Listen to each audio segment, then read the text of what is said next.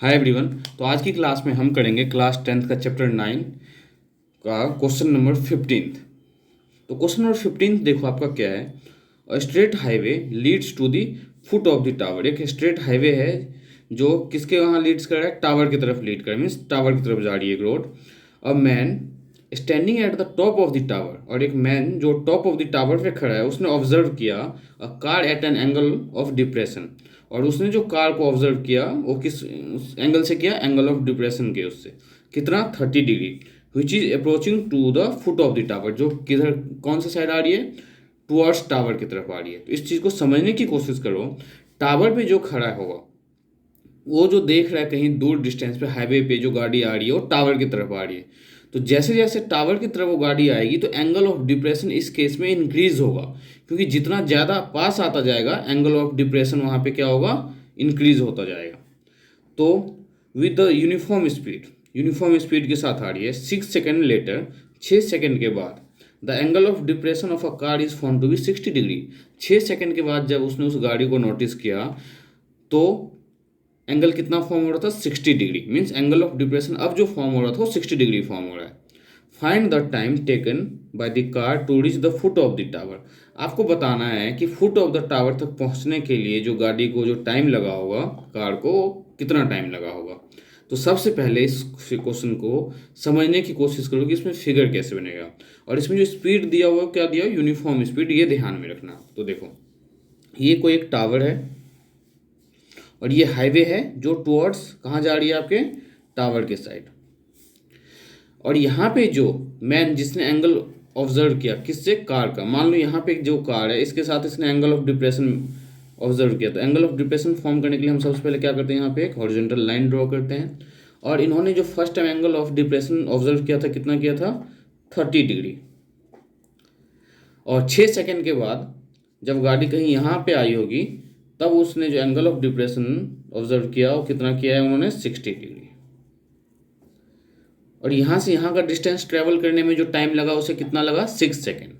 और uniform speed से वो भी। तो देखो ये एंगल अगर आपका क्या है 30 डिग्री, तो ऑल्टरनेट एंगल सी है आपका एंगल क्या होगा 30 डिग्री। और ये एंगल आपका 60 डिग्री, मीन्स ये जो ऑल्टरनेट एंगल के अकॉर्डिंग होगा ये 60 डिग्री। ये क्या आपका हाइट ऑफ द टावर। हमें टाइम बताना है कि यहाँ से यहाँ तक जाने में टाइम कितना लगा हो। तो ये डिस्टेंस हमने मान लिया कि एक्स कवर किया होगा और यहाँ से यहाँ का जो डिस्टेंस होगा ये इसने वाई कवर किया होगा। तो इस टाइप के क्वेश्चंस को, स्पीड और टाइम वाले क्वेश्चंस को सॉल्व करने के लिए आपको देखो बेसिकली क्या पता होना चाहिए और कैसे सॉल्व करोगे। तो हम इसमें क्या करेंगे, सबसे पहले ट्राइंगल की नेमिंग करेंगे, ए बी सी डी। तो नाउ इन ट्राइंगल, कौन सा ट्राइंगल, तो एबीसी। एबीसी में कितना एंगल फॉर्म हो रहा है, 60 डिग्री।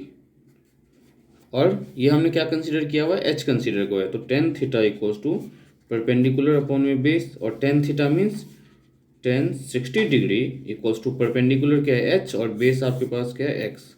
टेन 60 की वैल्यू क्या है, √3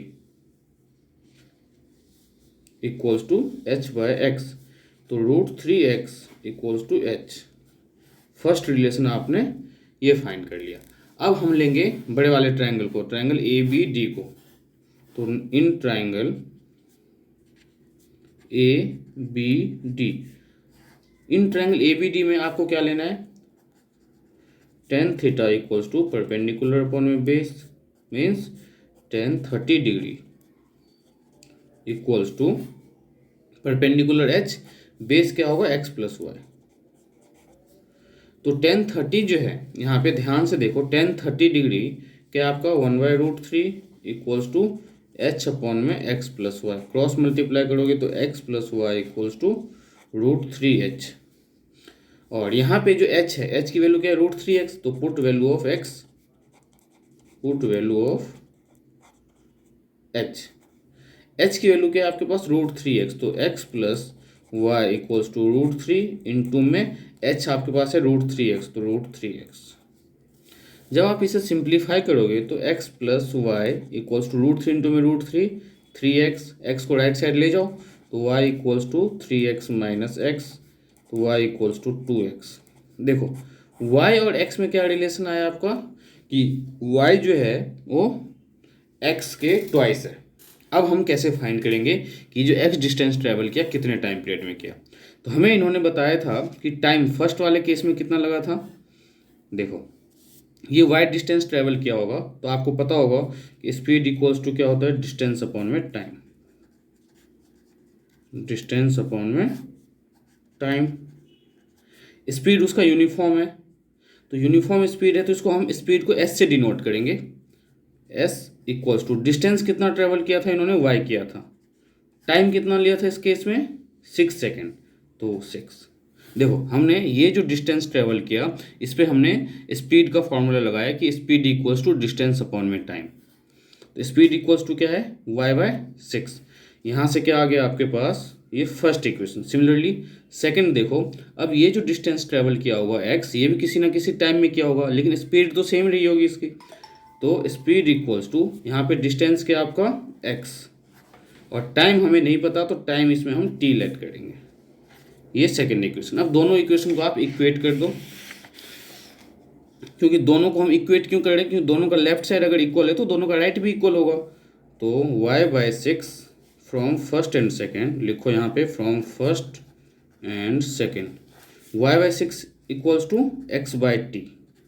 क्रॉस मल्टीप्लाई करने पे क्या मिला आपको, y इंटू में t equals to x into में 6। अब जो जो वैल्यू आपको पता है वो पुट कर दो। तो y को आप क्या लिख सकते हो, 2x लिख सकते हो। तो यहाँ y के बदले मैंने पुट कर दिया 2x इंटू में t equals to x into में 6। अब देखो t equals to x into में 6 अपॉन में 2x को डिवाइड में ले आओ। तो यहाँ पे देखो x से ये x कैंसिल हो जाएगा, 2 से ये 3, तो t इक्वल्स टू क्या आ गया 3 सेकेंड। ये एक बार मैं आपको फिर से समझाता हूँ कि हमने ये कैसे किया है। देखो हमने क्या किया, हमने ये लेट किया कि ये जो डिस्टेंस y ट्रैवल किया होगा वो कितने स्पीड जो है उसका यूनिफॉर्म ऑलरेडी गिवन है, तो हमने स्पीड ले लिया s और टाइम हमें दिया हुआ था। तो speed equals to distance upon में टाइम, तो डिस्टेंस क्या आपके पास y, ये डिस्टेंस y है, टाइम 6 दिया हुआ था, ये स्पीड है। सिमिलरली सेकेंड वाले केस में स्पीड सेम रहा होगा, तो स्पीड इक्वल्स टू डिस्टेंस, तो इस केस में डिस्टेंस क्या आपका x, टाइम आपको नहीं पता तो आपने टाइम t ले लिया। अब दोनों का जब लेफ्ट स्पीड दोनों का जब सेम है मीन्स ये दोनों आपस में इक्वल होंगे। तो हमने क्या किया, दोनों को इक्वल पुट करके क्रॉस मल्टीप्लाई किया। जब क्रॉस मल्टीप्लाई किया तो y को हम 2x पुट कर सकते थे, तो हमने यहाँ y के बदले 2x लिख दिया और जब इसे सिंप्लीफाई किया तो टाइम 3 सेकेंड आ गया। अब दूसरा केस देखो और इससे सिंपल अगर आप चाहो, सेकेंड मेथड देखो क्या है। सेकेंड मेथड कुछ ज़्यादा ही आसान है, समझने की कोशिश करो बस। y इक्वल्स टू 2x है, मतलब जो y डिस्टेंस है वो x का ट्वाइस है। तो आप ये कैसे देखो, अगर y डिस्टेंस ट्रैवल करने में उसे 6 सेकेंड लग रहा है, y डिस्टेंस ट्रैवल करने में वो 6 सेकेंड ले रहा है और y क्या है x का ट्वाइस है, तो x डिस्टेंस ट्रैवल करने में कितना लेगा वो 3 सेकेंड लेगा। क्यों लेगा, देखो y इक्वल्स टू क्या है 2x, तो y/2 इक्वल्स टू x और y टाइम y जो डिस्टेंस ट्रैवल कर रहा है 6 सेकेंड में कर रहा है, तो 6 divided by 2 equals to x, means x जो डिस्टेंस ट्रैवल करेगा वो कितने में करेगा 3 सेकेंड में करेगा। ये हमने कैसे फाइंड किया, हमें पता है कि y जो है x का ट्वाइस है और x डिस्टेंस कितने टाइम में ट्रैवल कर रहा है ये फाइंड करना है। बट आपको ये क्वेश्चन में ऑलरेडी पहले से गिवन है कि y डिस्टेंस ट्रैवल करने में 6 सेकेंड ले रहा है, तो अगर y डिस्टेंस ट्रैवल करने में 6 सेकेंड ले रहा होगा तो x डिस्टेंस ट्रैवल करने में कितना लेगा वो 3 सेकेंड। तो ये था आपका क्वेश्चन नंबर 15 जो कि बहुत ही ज़्यादा इंपॉर्टेंट है।